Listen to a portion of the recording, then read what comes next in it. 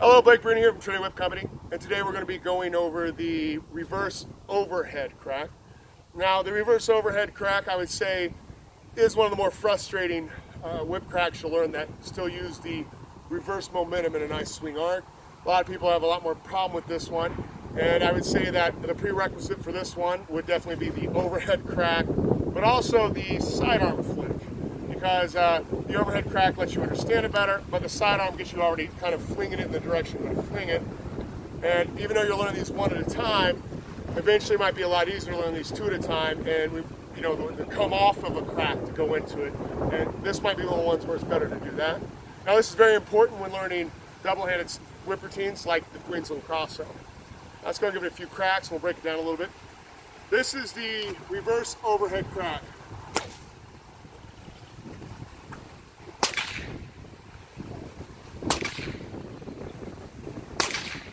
Now, you can bring it around more or less. All right.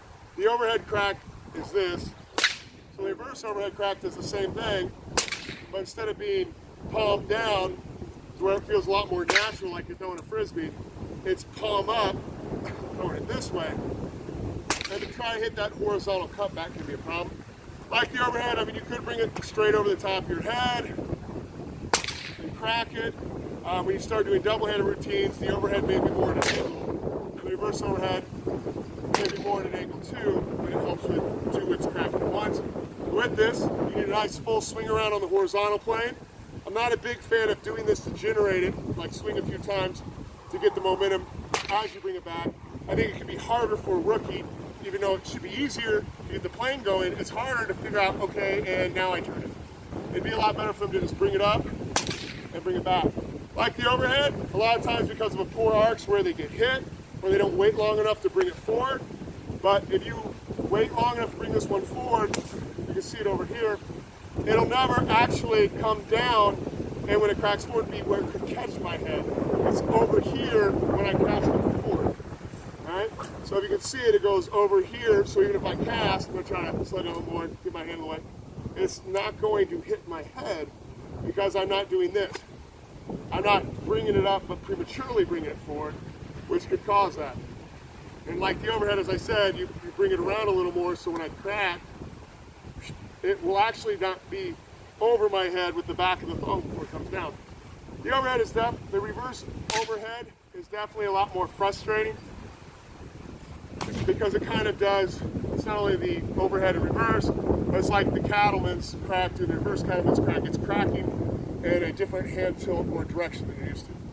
Now, the overhead crack, like I said, is very similar to the sidearm flick. Whoops. But the momentum is not generated by dropping the weight. Although I can do overhand, raise, pause, sidearm, overhand, raise, pause, sidearm. I go overhand, reverse overhand, overhand, reverse overhand, overhand, reverse overhand. Now, the overhand usually goes well with the reverse overhand and sidearm, and this is one place where I say it may be easier to combine this. So get the overhead good, and then from this, it'll help you bring it around, as opposed to trying to whale it around and crack. So it becomes a lot easier to get this way going, and then reverse it. This way going. Try to slow it up a little.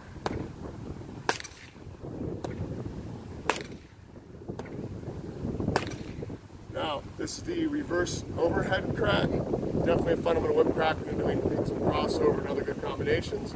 Hope this helps you help others. Remember, let them know that whether you hold the whip up here or you move around, make sure that the thong itself, when it's coming around, when this swings around, that it's not directly overhead.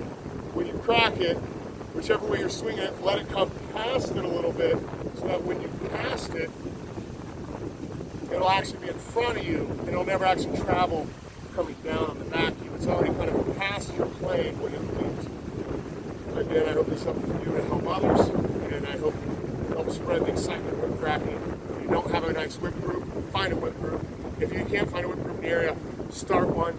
Get on my Facebook group called The Whip Community to find other people in the whip community in your area. They get a shout out.